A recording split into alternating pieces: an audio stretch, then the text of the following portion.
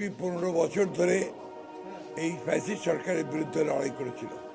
তারও পূর্বে বিএনপির ইতিহাস হচ্ছে স্বৈরাচারের বিরুদ্ধে বেগম খালেদা জিয়ার নেতৃত্বে 9 বছর সংগ্রাম।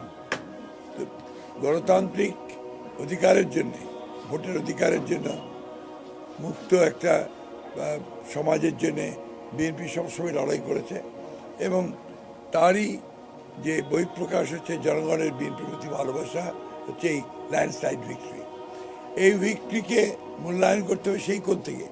বিএনপি হচ্ছে বাংলাদেশের সবচেয়ে জনপ্রিয় রাজনৈতিক দল। এর প্রতিষ্ঠাতা শহীদ প্রেসিডেন্ট জিয়াউর রহমান যখন দল প্রতিষ্ঠা করেন তারপর থেকে বিএনপি জনপ্রিয়তা কখনো হারায়নি। কারণটা হচ্ছে যে বিএনপি সবসময় জনগণের সঙ্গে থেকেছে এবং জনগণের রাজনীতি করেছে। সেটাই হচ্ছে বিএনপির সবচেয়ে বড় শক্তি।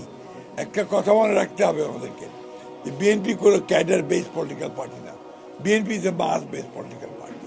সুতরাং এটা যা চরিত্র থাকে মাসের পলিটিক্যাল, এই চরিত্র নিয়ে বিএনপি জনগণের কল্যাণের জন্য ইতিপূর্বে কাজ করেছে, সরকারে ছিল। এবং বিএনপির যে ম্যানিফেস্টো, বিএনপির যে ভিশনগুলো, বিএনপির যে রাষ্ট্র সংস্কারের যে কথাগুলো, দাবি দেওয়াগুলো, পয়েন্টসগুলো, সেগুলো জনগণ অ্যাকসেপ্ট করেছে বলেই আজকে এই ল্যান্ডস্লাইড ভিক্টরি হয়েছে। আপনার আরেকটা প্রশ্ন ছিল যে জামাতে ইসলামের এই উত্থান, এটাকে আমরা কীভাবে দেখি। এটা আমি বহু আগেই বলেছি যে দীর্ঘ 15 বছর ফ্যাসিস্ট শাসনের ফলে এটা হচ্ছে একটা বিজ্ঞান, এটা আপনাকে পলিটিক্যাল সায়েন্সের একটা অংশ। যখনই গণতন্ত্র চাপা থাকে, তাকে যখন বাংলাদেশে আটকে দেওয়া হয়, তার কণ্ঠরুদ্ধ করা হয়, তখন অন্য উগ্রবাদী শক্তিগুলো মাথা তেড়া দিয়ে উঠতে থাকে।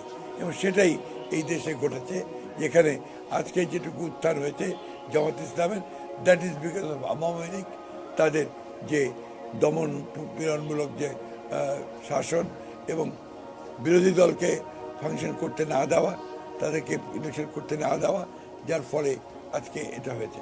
বাট আমি অত্যন্ত কনফিডেন্ট যে বাংলাদেশের জনগণ ইতিমধ্যে তাদেরকে রিজেক্ট করেছে, বিএনপি 2/3 মেজরিটি পেয়েই গেছে।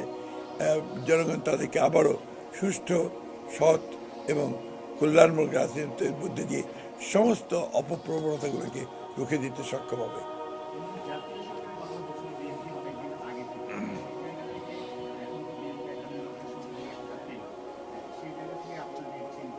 আমরা সবসময় আমাদের যে কমিটমেন্ট, সেই কমিটমেন্টে আমরা সবসময় অটল থাকি।